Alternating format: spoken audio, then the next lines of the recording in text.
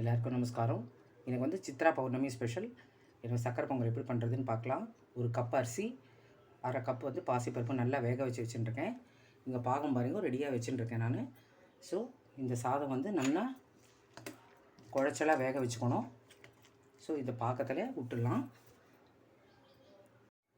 பாருங்கள், இந்த பாகத்தில் இந்த சாதமும் போட்டாச்சு. நல்லா கொதிக்கட்டும்.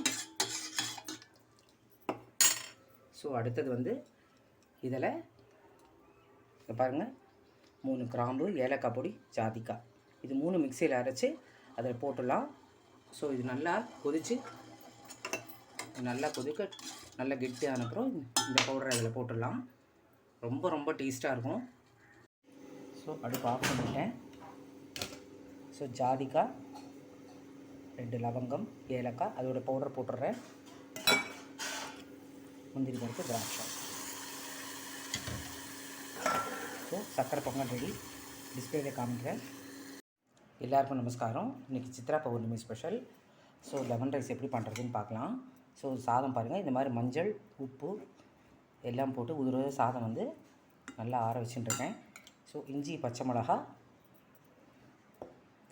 அதுக்கப்புறம் பாருங்கள் கடுகு, உளுத்தம்பருப்பு, கடலைப்பருப்பு, வேர்க்கடலை எல்லாம் வறுத்து வச்சுட்டுருக்கேன் நான். அப்புறம் எலுமிச்சம்பழம் ஜூஸ் எல்லாம் மிக்ஸ் பண்ணி காமிக்கிறேன். பாருங்கள், லெமன் ரைஸ் ரெடி ஆகிடுச்சு. ஸோ நான் டிஸ்பிளேல காமிக்கிறேன்.